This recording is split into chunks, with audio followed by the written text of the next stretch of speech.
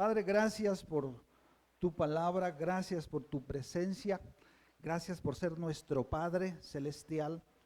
Y en esta mañana nos hemos reunido en torno a tu nombre, en torno a tu voz. Queremos escuchar tu voz, Señor. Quita todo estorbo, Señor, que quiera oponerse para que nosotros podamos ser edificados al escucharte a ti, Señor. Pedimos por cada varón, cada mujer que está aquí en este lugar, y en especial aquellos que hemos sido padres. Ayúdanos y danos sabiduría para ser hombres temerosos de ti y hacer lo que te agrada a tu corazón. En el nombre de Jesús. Amén. Pues estamos hablando, ¿verdad?, de la lucha espiritual. Y estamos hablando de la espada del Espíritu. Les dije que iba a ser varias sesiones, porque es lo más glorioso que tenemos los hijos de Dios en la iglesia, la palabra de Dios. Esto es lo más sagrado que tenemos. Es el tesoro más grande, es lo que nos guía, lo que nos cambia, lo que nos transforma. Si no tuviéramos la palabra, no tendría sentido el reunirnos, ¿verdad? Porque es debido a la palabra de Dios que nosotros estamos aquí reunidos esta mañana, porque queremos escuchar la voz de Dios. Nosotros ya hemos estado viendo, ¿verdad?, que Dios creó todas las cosas con su palabra de poder. Dios creó cuando habló en un principio, ¿verdad? Toda la creación tomó forma, y hemos dicho que la verdad en la Biblia es equivalente a la realidad. Entonces, cuando Dios habla verdad absoluta, ¿verdad? Y esa verdad absoluta se convierte en una realidad para todas las cosas. Colosenses 1:16 es un pasaje muy hermoso porque nos habla que Dios creó todas las cosas, ¿verdad? Dice, porque en Él, fíjese qué importante esta palabra, este término, en Él. En la persona de Dios, dice, fueron creadas todas las cosas, las que hay en los cielos, en la tierra, las que vemos, las que no vemos, aunque no las veamos, existen, sean tronos, dominios, principados, potestades. Dice, todo fue creado por medio de Él y para Él. El 17 dice, y Él es antes de todas las cosas, y todas las cosas en Él tienen su subsistencia. En Dios subsisten. Y esto representa algo muy poderoso, porque esta palabra en Él, otra vez se repite ahí, todas las cosas en Él, en Dios, encuentran su sentido de existencia. Yo creo que usted piense en un auto, pues de esos lujosos, ¿verdad?, que tienen un tablero lleno de botoncitos, palanquitas, todo, lucecitas, todo lo que está ahí tiene una función. Cualquier aparatito que usted ve ahí, botoncito, fue puesto ahí por el fabricante con un propósito. Cada cosa ahí, ¿verdad? ¿Usted cree que tiene un botoncito de más? No. Aunque sea una función media extraña, ¿verdad? Para eso fue puesto ahí. Ahora piensen esto, imagínense si un fabricante humano hace esto, ¿qué no podrá hacer Dios o qué no pudo haber hecho Dios en toda su creación? ¿Verdad? El Salmo 104:24 nos dice que son innumerables las obras de Dios. Dice, cuán innumerables son tus obras, oh Jehová. Hiciste todas ellas ¿con qué? Con sabiduría. Cada cosa, usted voltea a ver aquí todo lo que ve allá afuera, ¿verdad? Cada plantita, cada árbol, cada pajarito, todo está simétricamente, puntualmente diseñado con un sentido de propósito increíble. Cuánto más el hombre, cuánto más nosotros que fuimos creados a imagen y semejanza de Dios. Nosotros tenemos una función muy preciosa, muy valiosa a los ojos de Dios. Ahora, hemos también visto, ¿verdad?, que cuando Dios creó todo a la perfección, puso al hombre ahí. Ahora, como todos sabemos, en Génesis capítulo 3, quiero ir rapidito, ¿verdad?, porque voy a pasar al tema de ahora, ¿verdad? Cuando Dios pone al hombre ahí en el huerto del Edén, dice Génesis 3 que el hombre pecó, desobedeció a Dios. Y el pecado lo sacó de la realidad de Dios. Fíjese, cuando el hombre pecó en Génesis 3, sucedieron dos cosas muy tremendas que quiero decirle ahorita de inicio. En primer lugar, el hombre dejó de oír la voz de Dios.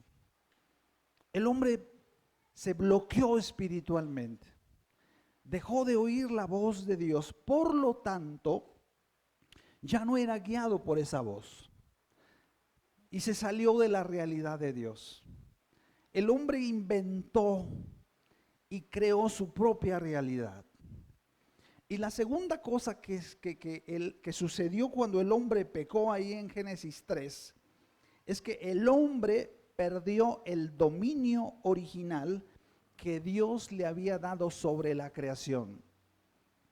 Cambió totalmente la capacidad del hombre. Incluso la misma capacidad del hombre se vio afectada por el pecado.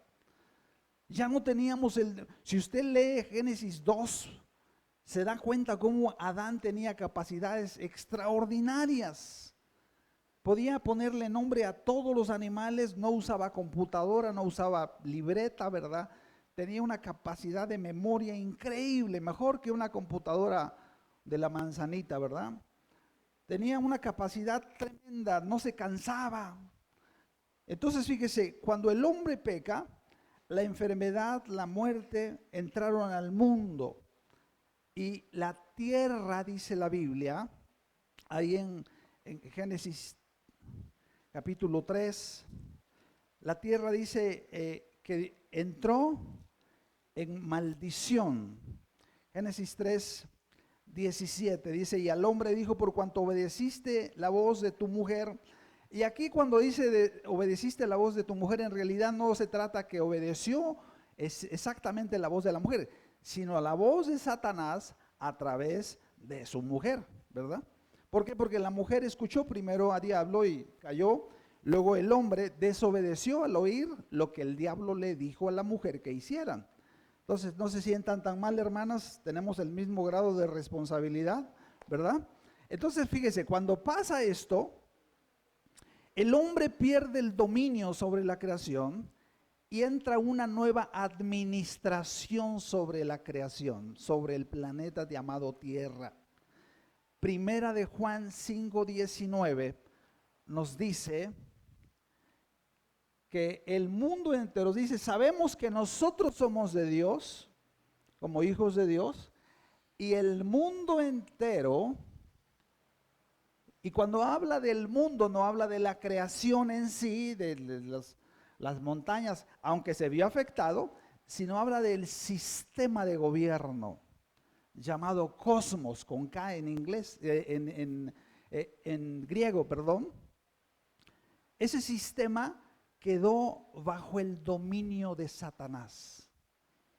Satanás empezó a gobernar el planeta, el sistema de mundo, el sistema que rige a los hombres.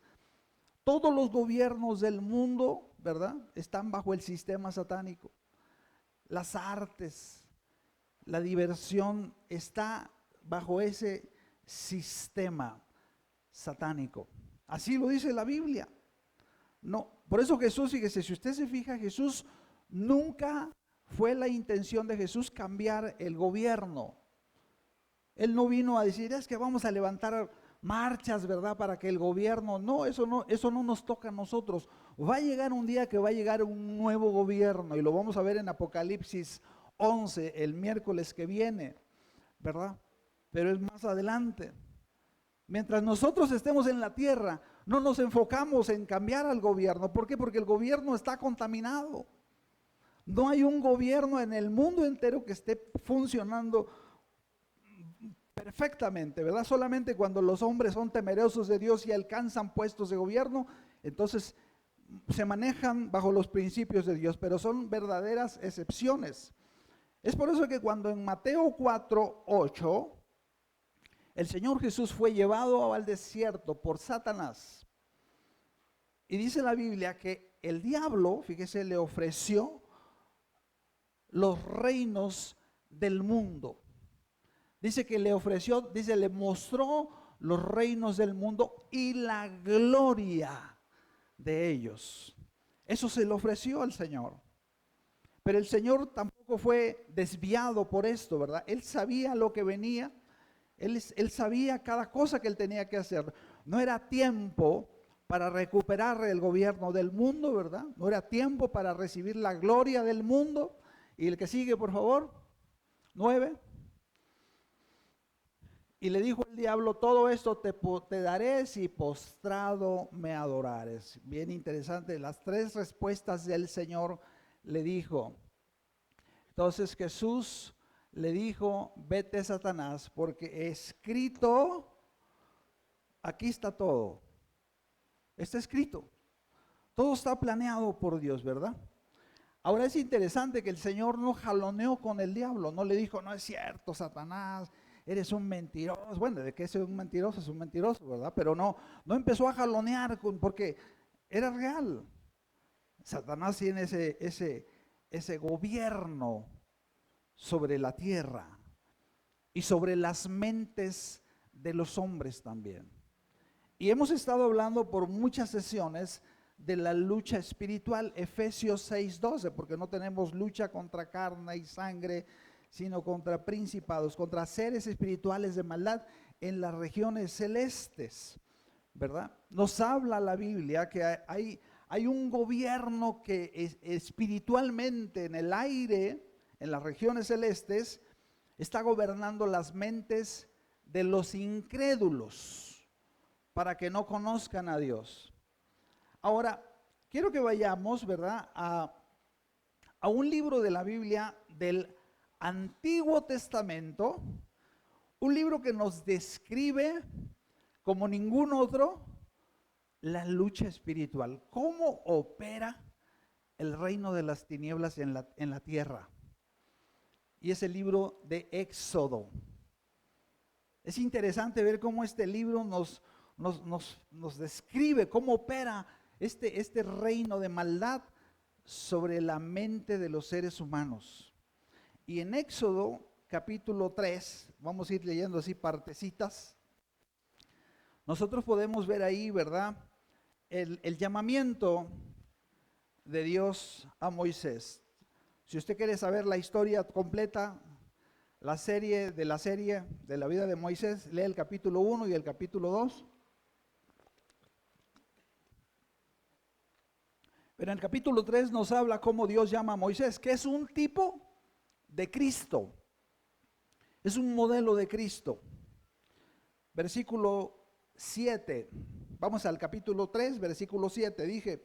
Y dijo luego Jehová, le está hablando a Moisés, y le está diciendo la causa por la cual él lo llamó para hacer lo que iba a hacer, para ser un libertador. Bien he visto la aflicción de mi pueblo que está en Ixtlahuacán, que está en, ¿dónde? En Chapala, que está en Ajijic, en Jocotepec, en Cedros, en Buenavista. Y he oído su clamor a causa de sus exactores, pues he conocido sus angustias. ¿Sabe que en estos pueblos, bueno, en todo el mundo, ¿verdad?, pero a nosotros nos puso Dios en esta región, hay cientos y miles de escogidos de Dios que andan en el mundo, esclavos. Dice ahí la palabra, versículo 8, y he descendido para librarlos de mano de los egipcios. Ahora, yo creo que veamos algo interesante. En el libro de Éxodo hay varias figuras para que nos vayamos más o menos familiarizando. En la figura de Egipto, en Éxodo, ¿qué es? El mundo, ¿verdad? Es el mundo sin Dios. Es la gente, es el cosmos que dijimos ahorita. Es la esclavitud, ¿verdad? La gente que no conoce a Dios. La figura de Faraón, rey de Egipto, ¿quién es? Satanás, ¿verdad?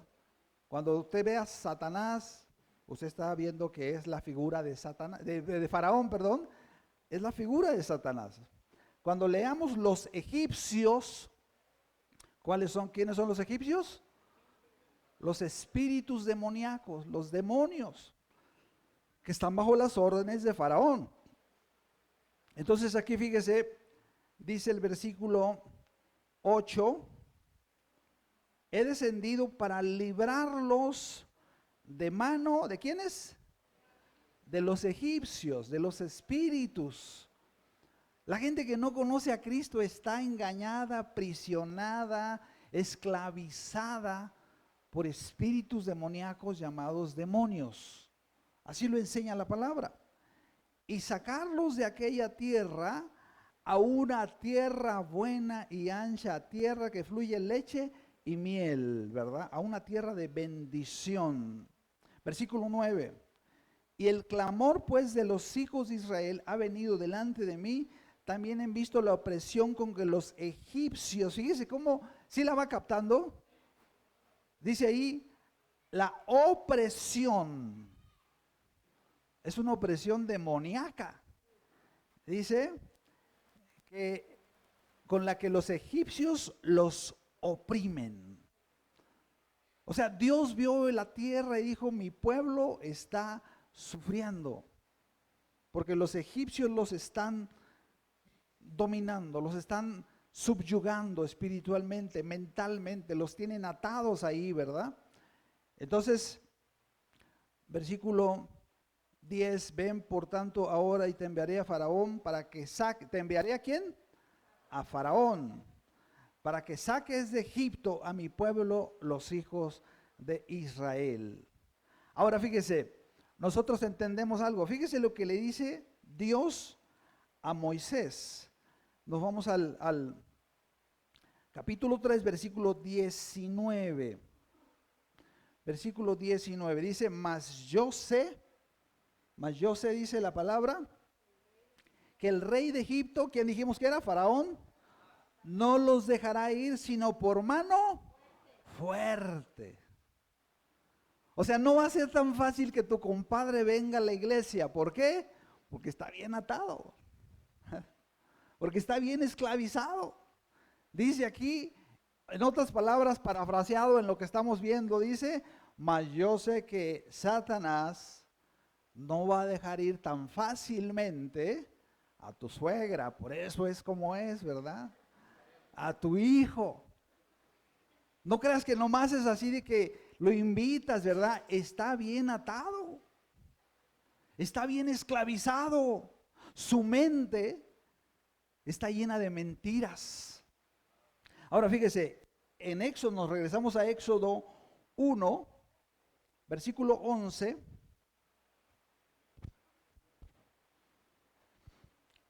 Dice, esto es antes del llamamiento de Moisés. Nos habla que la Biblia dice que el pueblo de Israel llegó con José ahí, ¿verdad? Con José, cuando fue primero José a Egipto, conquistó Egipto, se trajo a sus parientes, les dio la tierra de Gosén, que era un lugar bien chido, era fraccionamiento de lujo, ¿verdad? Pero poco a poco Israel se volvió esclavo.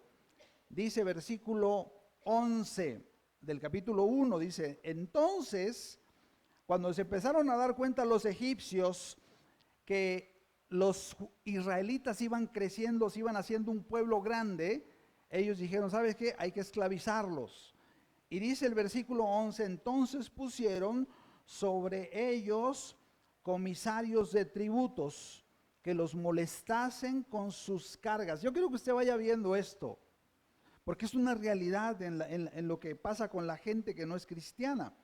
Dice, esos comisarios, es lo que dice Efesios 6:12, los que principados, gobernadores, sobre las regiones de los pueblos hay principados espirituales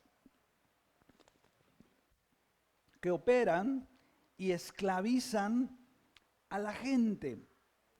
Dice que pusieron sobre los hijos de Israel comisarios de tributos que los molestasen. Estoy en el 11. Con sus cargas. Ajá. Y edificaron para Faraón las ciudades de almacenaje, Pitón y Ramesés. Déjeme le digo una cosa. Todos los seres humanos están construyendo, unos para Faraón y otros para Dios. Nosotros antes construíamos para Faraón. Nosotros, ¿cómo construimos para Faraón? Cuando consumíamos todo lo que el mundo produce. Cuando íbamos a ver un espectáculo, ¿verdad? A algún lado, íbamos a consumir lo que el mundo consume y construía. ¿Cuántos están captando esta idea? Cuando consumimos, el que consume alcohol, drogas, el que ve pornografía, ¿verdad? El que miente, el que está consumiendo y está construyendo. Y sabe que es interesante, más adelante nos habla de que ellos usaron ladrillo para construir. Y eso es motivo de otra palabra ahí en Génesis 11, así un pequeño huequito, ¿verdad? 11:4 dice que cuando los hombres se pusieron de acuerdo para construir humanamente, construir castillos, cuando el hombre dice yo quiero construir un imperio, quiero construir un negocio grande, quiero construir, pero no lo hace para Dios, lo hace para Faraón y para su propia gloria. Y ahí dice, ¿verdad? Versículo 4 dice, dijeron, vamos, edifiquémonos una ciudad y una torre cuya cúspide llegue al cielo. Ellos querían llegar al cielo, pero con sus propios recursos, ¿verdad?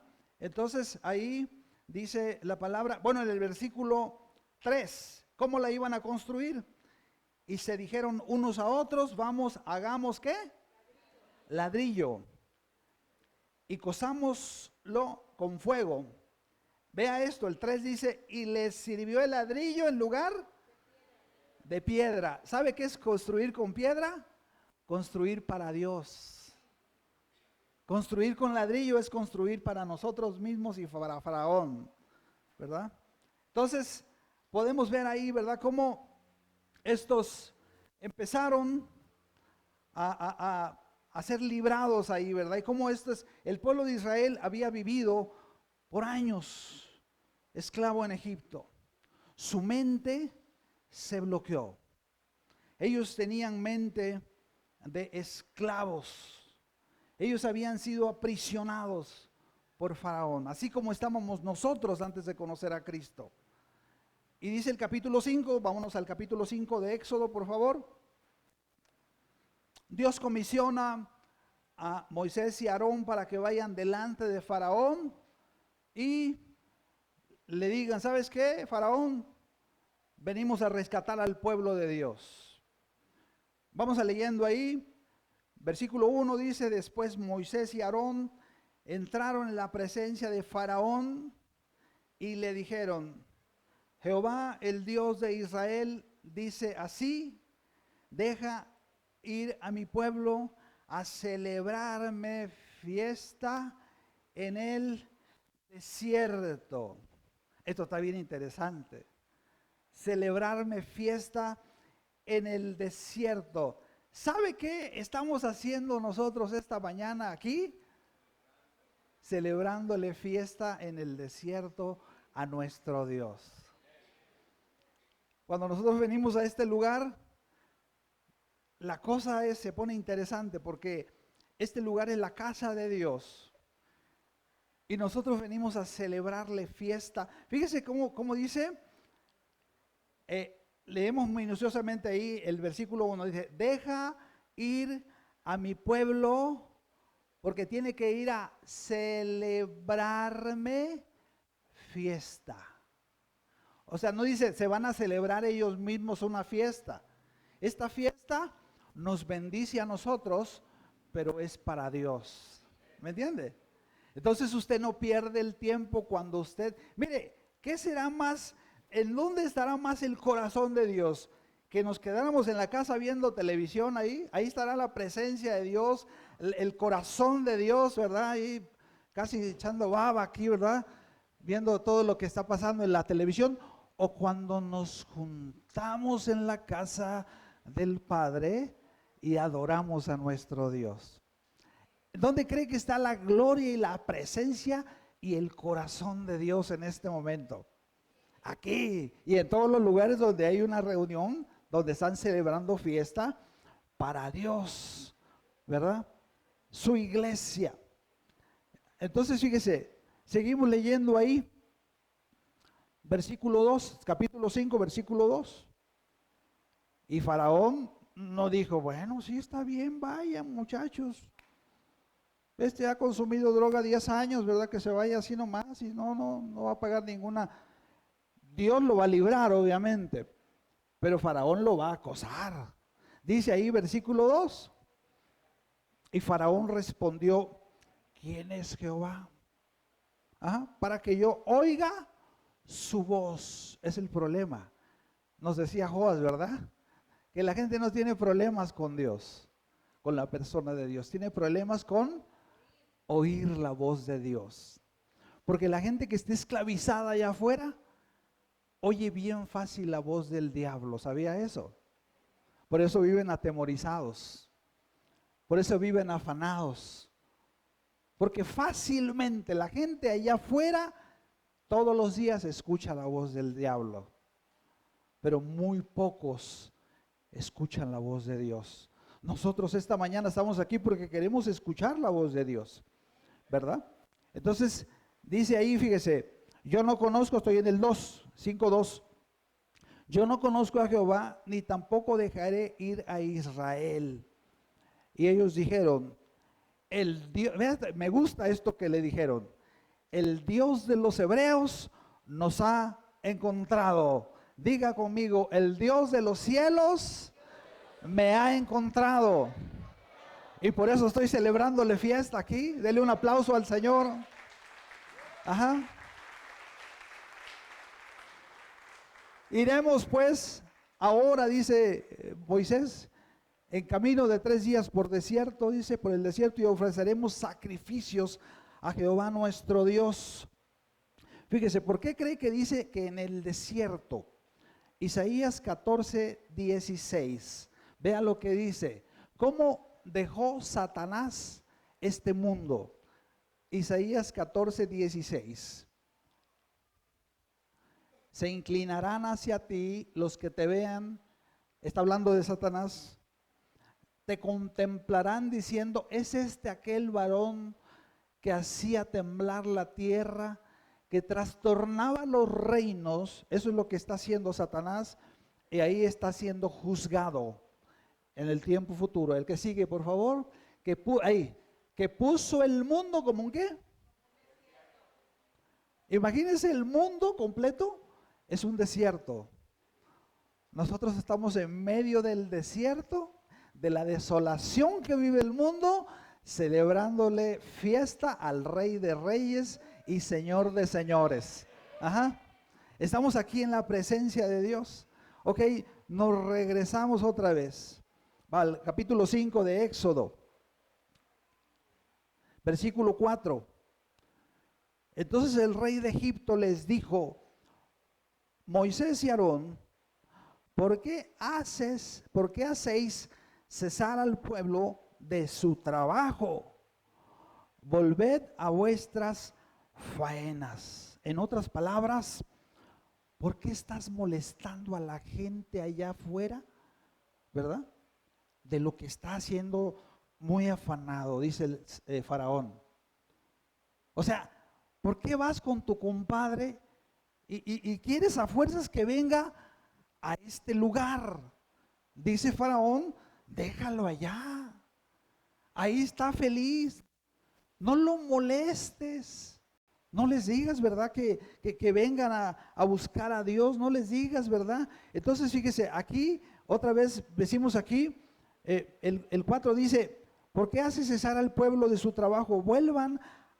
Que vuelvan a vuestras tareas. 5. Dijo también Faraón, He aquí el pueblo de la tierra es mucho y vosotros les hacen cesar de sus tareas. O sea, y Faraón dice el versículo 6, mandó Faraón aquel mismo día a los cuadrilleros del pueblo que lo tenían a su cargo y a sus capataces, diciendo: de aquí en adelante no le den paja al pueblo para hacer ladrillo, como hasta ahora. Vayan a ellos y que ellos mismos recojan la paja. Cuando tú invitas a una persona que no es cristiana y lo traes acá, empieza una lucha espiritual, ¿sí o no? Empieza un forcejeo. No, es que tengo mucho trabajo, es que se me quebró no sé qué cosa, se me rompió no sé qué cosa, ¿verdad? Es Faraón diciendo: no dejes eso, no descuides lo que te puse a hacer, no vayas a buscar a Dios, ¿verdad? Es más importante que trabajes. Ahí, vea, seguimos leyendo. Ahí usa una palabra que cala, ¿verdad? Dice aquí, fíjese, versículo 8, vea el versículo 8, dice: y les impondréis la misma tarea de ladrillo que hacían antes, no les disminuiréis nada porque están de ociosos. Así toma el mundo el que tú y yo vengamos a este lugar y adoremos a Dios. No, pues es que ustedes no hacen nada, ¿verdad? Dejas de trabajar por ir ahí. ¿Ah? Entonces, ¿cómo? Ahí dice, por eso dice, levantan la voz, estoy en el mismo 8, diciendo: vamos a la reunión de la iglesia. Por eso dice: vamos y ofrezcamos sacrificios a nuestro Dios. Agrávese la servidumbre sobre ellos para que se ocupen en ella y no atiendan palabras mentirosas. Ahora resulta que él es el que tiene la verdad y acá está diciendo palabras mentirosas, ¿verdad? Entonces, versículo 13, nos brincamos hasta el 13.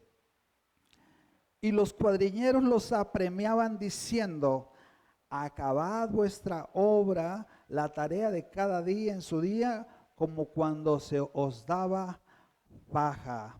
O sea, no le bajes, sigue afanado con las cosas. ¿Se acuerdan de Marta? ¿Verdad? Marta estaba angustiada, Marta estaba desesperada ahí, ¿verdad?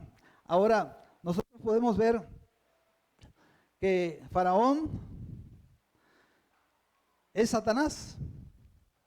Pero yo quiero preguntarle, si yo les preguntara quién es Faraón, ustedes me dirían: no, pues es Satanás. Pero dejo de decirle algo. ¿Sabe también quién es Satanás? Nuestra propia carne. Faraón es nuestra propia carne. ¿Qué es Faraón? Todo lo que nos impide buscar a Dios. Todo aquello que nos aleja de buscar a Dios. La televisión puede ser Faraón. Y le voy a decir algo, a lo mejor van a pegar el ojo, ¿verdad? Van a decir: ¡ah! Algunas madres son Faraón. Porque le impiden a sus hijos venir a buscar a Dios y adorarlo. Le dicen a sus hijos: primero está tu escuela, hijo. Primero están tus estudios que ir a hacer cosas de Dios.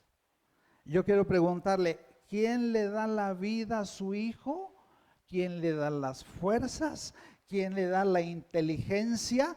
¿Su escuela se lo da? ¿O el Dios omnipotente al que venimos a adorar aquí? ¿Qué es más importante? ¿En dónde vamos a pasar la eternidad? ¿En la escuela, en el trabajo o en la presencia gloriosa de Dios? ¿Sabe que hay maridos que son Faraón? Ajá. No quieren que sus hijos vayan a hacer cosas de Dios. No quieren que sus hijos sirvan a Dios. Nos convertimos en Faraón cuando impedimos que nuestros hijos busquen a Dios, sirvan y se comprometan con Dios. Recuerde que Faraón es todo aquel que se opone que otros vayan a buscar y a servir a Dios. ¿verdad? Hay amistades que son el faraón, que se oponen para que tú vengas y busques y adores a Dios, ¿verdad?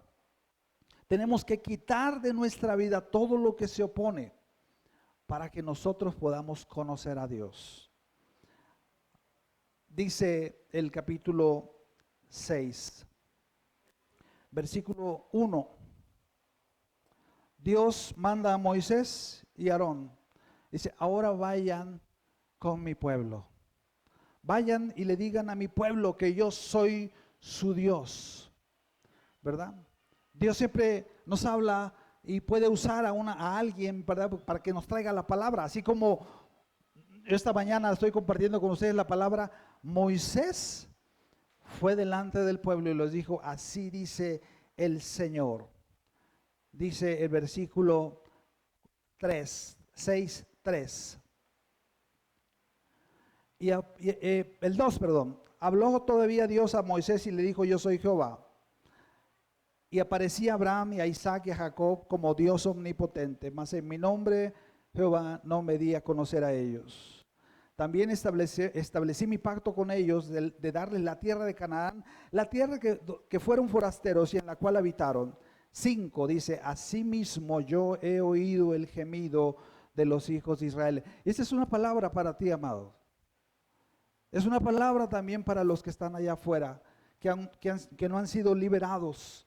Pero dice aquí el Señor, el Dios Todopoderoso, otra vez el 5, asimismo yo he oído el gemido de los hijos de Israel, de los de Islahuacán, los de Chapala, los de Ajijic, los de Cedros, los de Buenavista, los de Aguilillas. Dice, yo a quienes hacen servir los egipcios y me he acordado de mi pacto. Por tanto dirás a los hijos de Israel, yo soy Jehová y yo los sacaré de debajo de las tareas pesadas de Egipto y los libraré de servidumbre, de sus afanes, y los redimiré con brazo extendido y juicios grandes. Y os tomaré por mi pueblo, ya somos el pueblo de Dios, y seré vuestro Dios. Y ustedes sabrán que yo soy Jehová vuestro Dios, que os saco de debajo de las tareas pesadas de Egipto. Antes vivíamos afanados como los que no conocen a Dios, pero ahora podemos vivir en libertad. Y os meteré en la tierra por la cual alcé mi mano jurando que daría a Abraham, a Isaac y a Jacob. Y yo os daré por heredad, dice Jehová. O sea, Dios tiene siempre planes buenos. Ahora, el versículo 9 está bien interesante. Y de esta manera habló Moisés a los hijos de Israel. Escuche esto. Pero ellos no escuchaban a Moisés a causa de dos cosas. Número 1, la congoja de espíritu. Número 2, la dura servidumbre. Yo leí esto, ¿verdad? Y empecé a orar al Señor y le dije, Señor, muéstrame, enséñame qué significan estas dos cosas. Porque estas dos cosas impedían al pueblo escuchar la voz de Dios. Dice que ellos no escuchaban a Moisés debido a estas dos cosas. Y quiero comenzar con la congoja de espíritu. La palabra congoja en el diccionario, si usted la busca, significa tristeza y angustia profunda que se exterioriza con llanto y lamentos. Fíjese que aquí hablamos no de un asunto de la parte emocional del alma, sino que dice congoja del espíritu.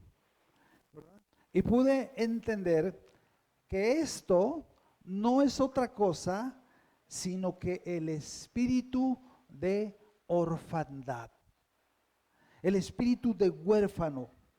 Cuando Adán y Eva fueron expulsados del huerto del Edén, no solamente dijimos perdieron la posesión del huerto, sino también perdieron la cobertura espiritual y paternal de Dios.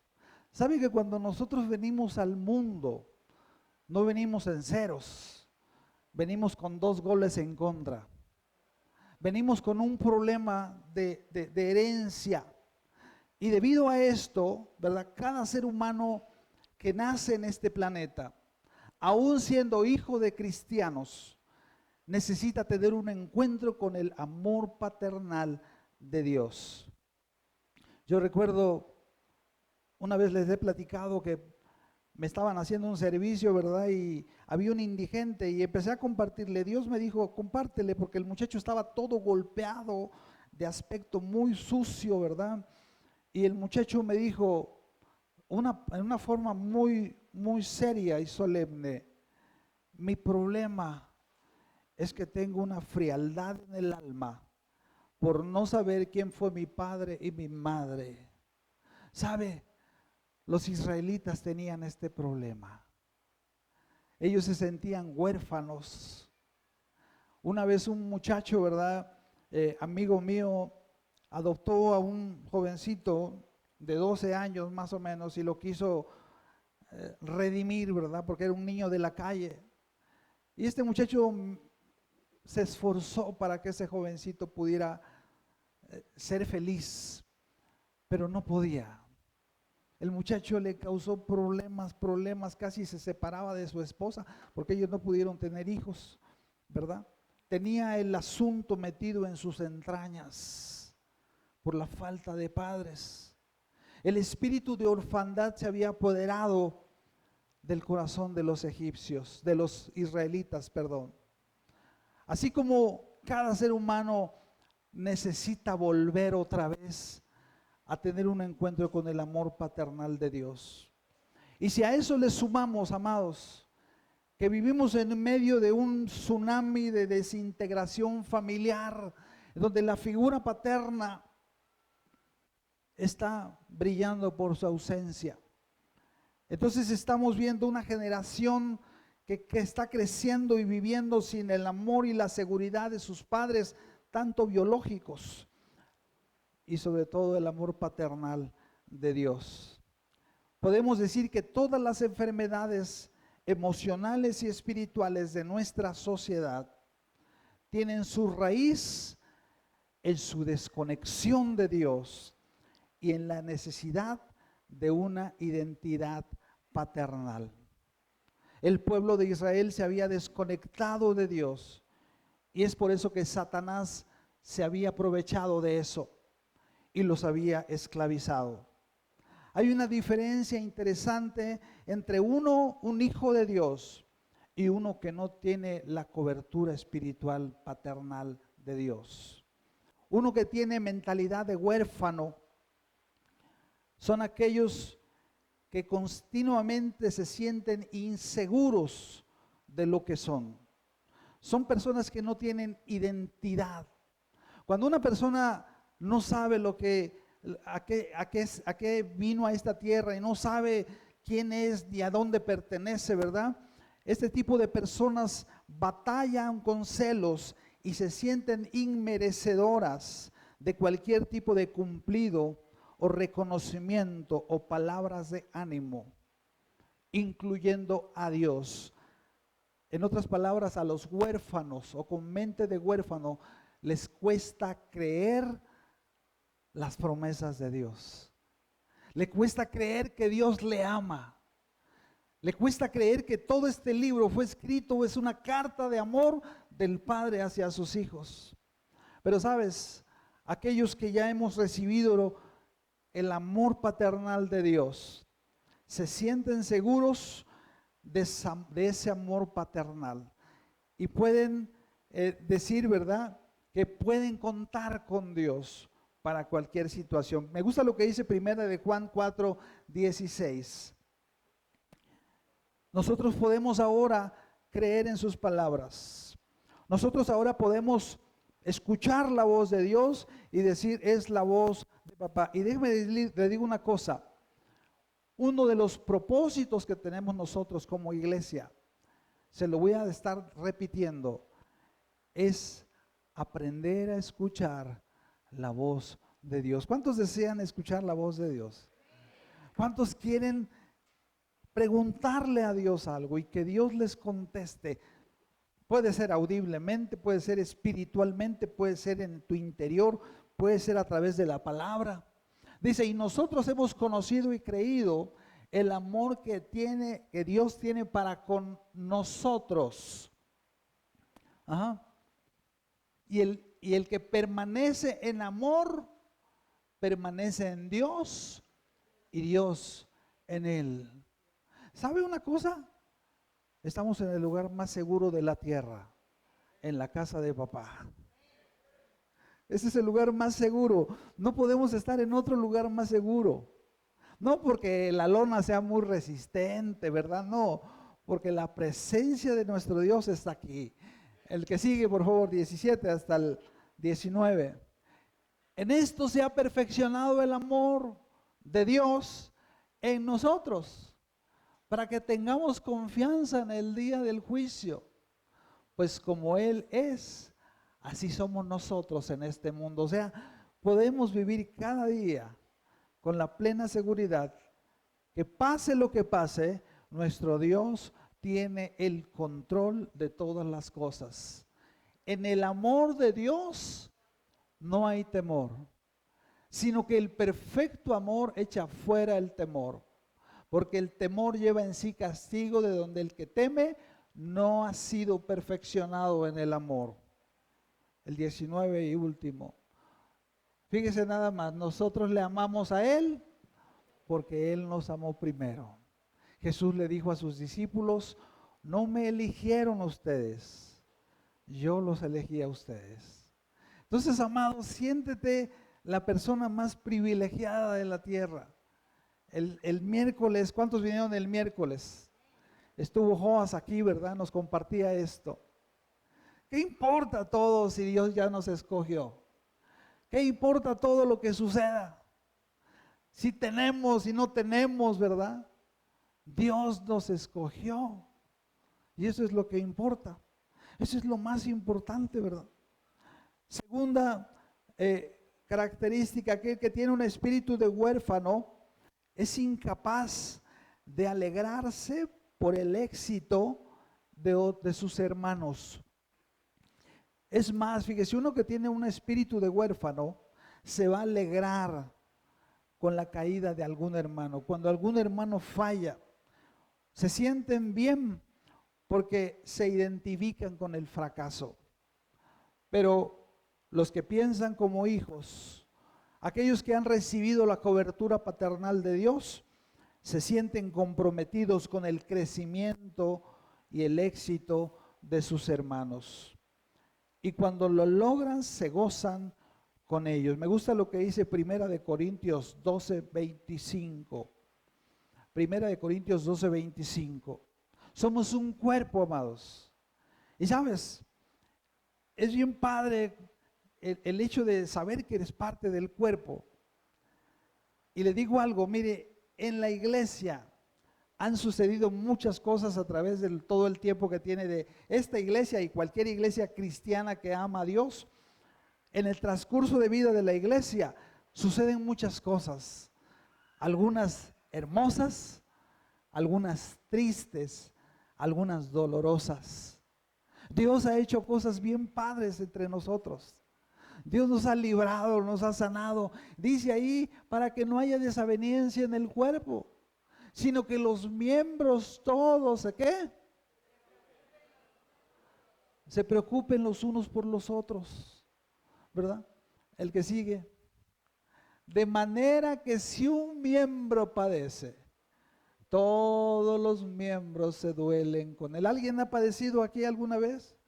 ¿Alguien ha sentido? ¿Ninguno? ¿Y han sentido la solidaridad de otros hermanos? ¿Han estado juntos? Es un padre cuando estamos juntos y podamos llorar juntos. Fíjese, algo bien chido que sucede. Hay veces cuando estamos con alguien que está sufriendo, y yo he entendido esto, muchas veces pensamos que tienes que llegar y echarle un rollote. No, hay veces no tienes ni qué hablar, ¿verdad? Hay veces uno mismo se queda sin palabras, te bloqueas por el dolor y la tristeza y la otra persona difícilmente te escucha porque está sufriendo, ¿verdad? Está con congoja de espíritu, como dice la palabra. Pero, por ejemplo, el hecho que tú estés con él o con ella, el hecho que lo abraces, que oren juntos o que lloren juntos, no tienes idea de lo que significa en cuanto a la empatía, ¿verdad? ¿Qué sucede? Dice ahí, de manera que si un miembro padece, todos los miembros se duelen con él. Y si un miembro recibe honra, todos los miembros con él se gozan. Si a uno Dios lo bendice con un carro nuevo, pues nos tiene que dar una vuelta a todos, ¿verdad? A algún lado nos tiene que invitar a comer para celebrar. No, no se crean. Los huérfanos sirven en la casa de Dios para ganar la aceptación y el reconocimiento del Padre y de otros. O sea, tienen un espíritu de competencia. Siempre se están comparando con otros. Siempre están tratando de esforzarse para que otros los admiren. Los hijos, porque saben que son aceptados, por eso sirven al Padre.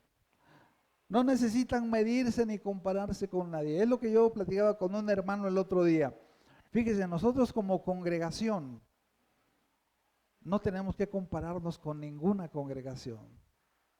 No tenemos que estar compitiendo con otra iglesia, ¿verdad? Y nosotros tenemos relación con otras iglesias.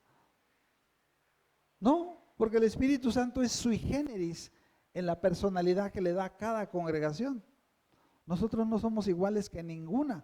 Aunque usamos la misma palabra, somos diferentes. Hay una gracia que Dios ha derramado sobre esta iglesia y sobre cada iglesia que Dios ha plantado en la tierra. De modo que, como les he dicho, podemos ir a Canadá, a la iglesia con la que estamos recibiendo la mentoría, ¿verdad? Es una mega iglesia. Nosotros estuvimos con ellos ahí. Una super de construcción en gente, ¿verdad? Bien padre. Pero yo me gocé, regreso a mi ranchito y parece que estoy en el paraíso aquí, ¿verdad? Porque Dios tiene una gracia. Dios tiene una gracia sobre tu familia también. Tu familia no la tienes que comparar con nadie. Dios ha derramado una gracia por tus hijos, con tu esposa, que tenemos que empezar a descubrir y a disfrutar, ¿verdad? No tienes que jugar competencias con nadie. Dios nos da esa bendición a nosotros. Los que somos hijos no tenemos necesidad de estar comparándonos con nadie, ¿verdad? Fíjese, los huérfanos basan su valor e identidad en las cosas y en la apariencia. Piensa que si tienen tal cosa van a ser aceptados, ¿verdad? Pero no, los hijos no tenemos necesidad de nada porque Dios nos suple todas nuestras necesidades. Dios está con nosotros. La segunda cosa que tenemos aquí ya para terminar, dice que ellos no escucharon, estamos en Éxodo 6, capítulo 9. Dice que no escuchaban a Moisés a causa de la congoja de espíritu y de la dura servidumbre. ¿Qué son las ataduras del alma? Perdón, ¿qué es la dura servidumbre? Son las ataduras del alma con el pecado. Es la mentalidad del esclavo que adoptamos en Egipto. Fíjese, cuando vivíamos en el mundo, nosotros vivíamos esclavizados al mundo, a las costumbres del mundo.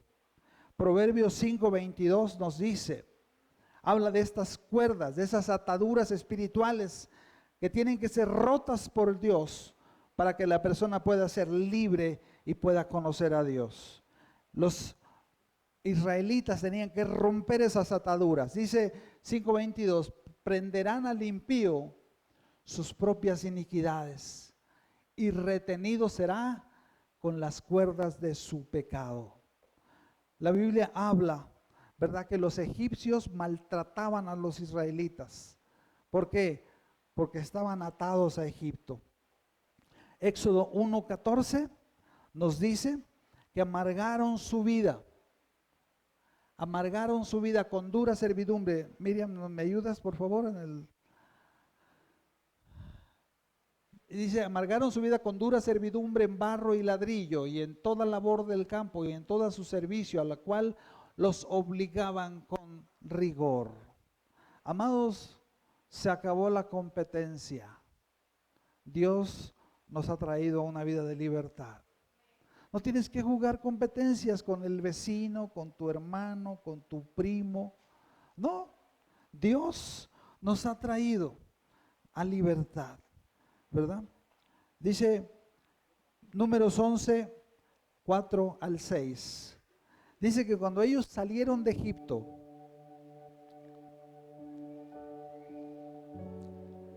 Números 11, 4 al 6.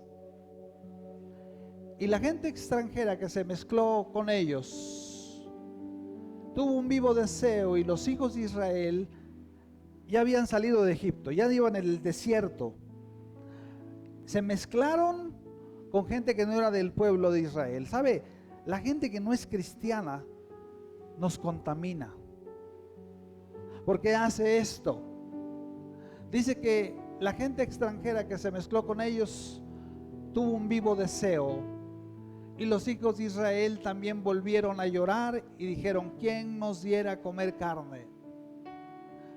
Cuando te juntas con tu compadre y no tienes la intención de compartirle de Dios, tu compadre te va a compartir del mundo y te va a decir: compadre, mire, ¿se acuerda?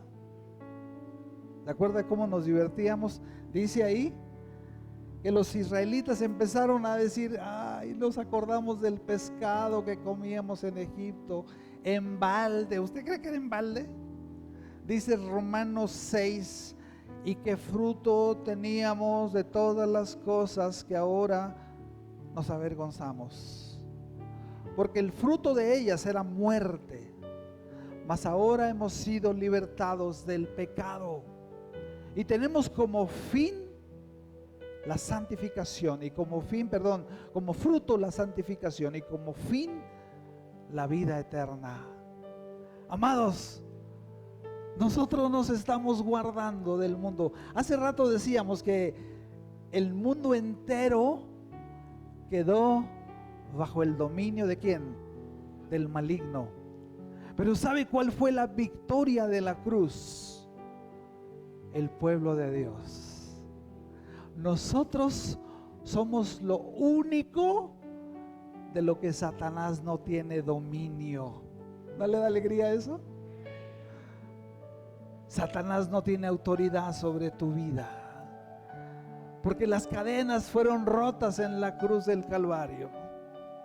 Y tú puedes celebrarle fiesta al Señor en el desierto, ¿verdad? Dice ahí: de los pepinos, melones, puerros, vigas y ajos, el 6.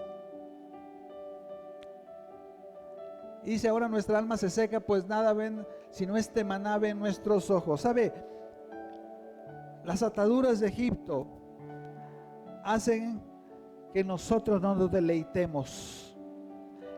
Cuando nosotros seguimos todavía teniendo ataduras de Egipto, nosotros pensamos, fíjese, engañadamente, que no podemos vivir sin el pecado. Eso es una mentira. Y podemos llegar a pensar que la comida de Dios es deleitosa.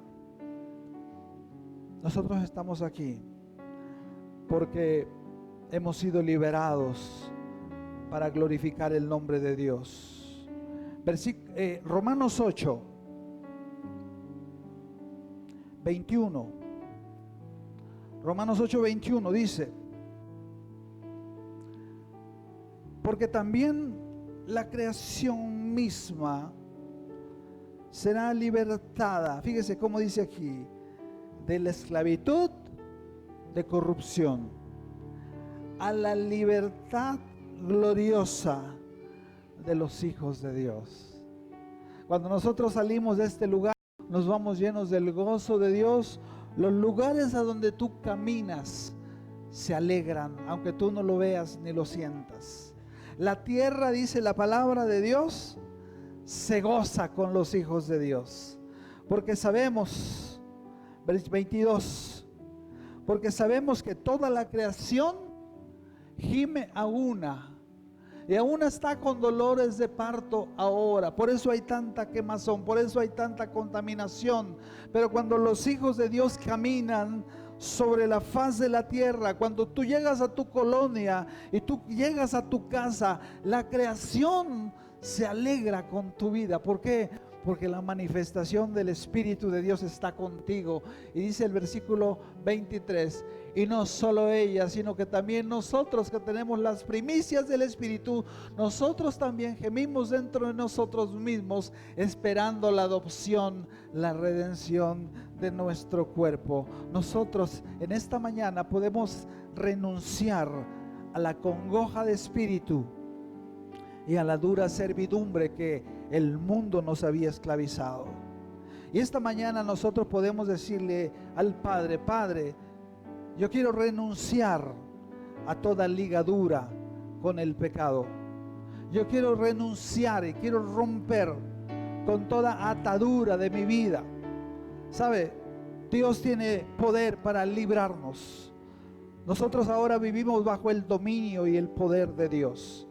Y nosotros en esta mañana, yo quiero que nos levantemos y le digamos: Padre, yo quiero escuchar tu voz. En el nombre de Jesús, yo declaro que mis oídos espirituales se abren y yo puedo oír la voz del Padre. Puedo recibir el espíritu paternal de Dios. Y esta mañana, ahí donde estás, yo quiero que tú levantes tus manos al cielo y le digas: Padre, por haberme traído, gracias a este lugar. No es casualidad, Señor, que yo haya venido a tu fiesta en este día. No es casualidad, Señor, que yo haya venido a escuchar tu palabra. En esta hora, Señor, yo rompo toda ligadura y toda atadura con el pecado.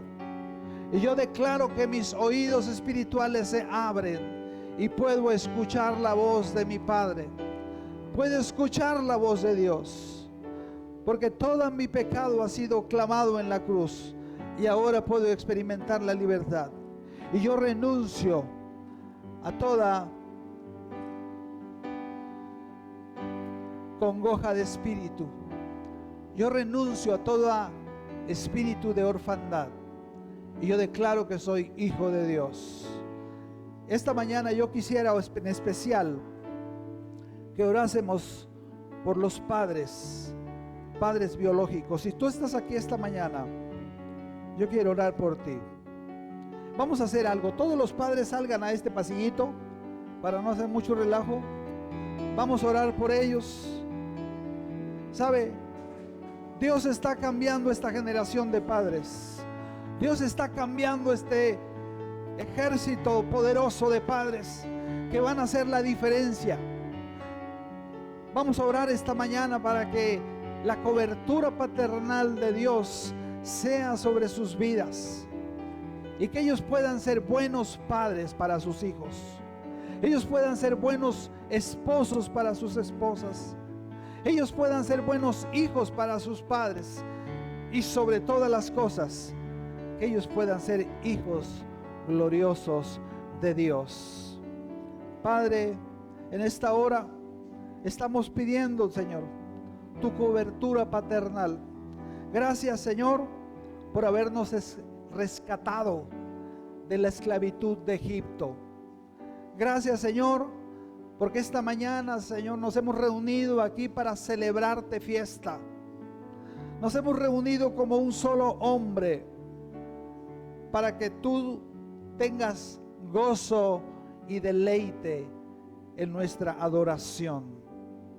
Y en esta hora, Señor, así como lo vemos que los israelitas no podían escuchar la voz de Dios, en esta mañana, Señor, te pedimos en el nombre de Jesús que toda congoja de espíritu, todo espíritu de orfandad y toda atadura espiritual del alma, toda dura servidumbre de Egipto sobre cualquier pecado sea rota en nuestras vidas.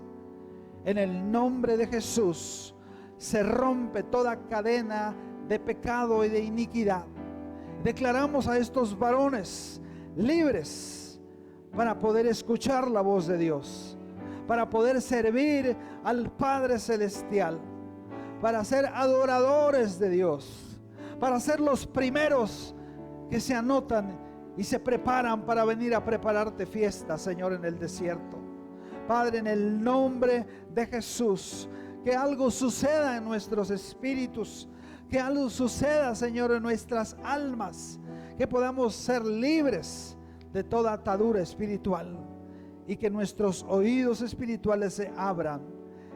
Y cada familia representada aquí, incluyo a las mujeres, incluyo a los jóvenes que están aquí y sobre todo incluyo a estos varones, que cada familia representada aquí pueda escuchar tu voz claramente, Señor, tu voz paternal, que venga sobre nosotros y se presente y nos diga: yo soy el Dios de Israel, pero también soy el Dios tuyo. Y que podamos decir como Moisés: el Dios Todopoderoso nos ha encontrado. En el nombre poderoso de Jesús, a ti la gloria y la honra. Amén. Amén. Dele un aplauso al Señor. El Señor le bendiga. Dele un abrazo a alguien ahí, por favor.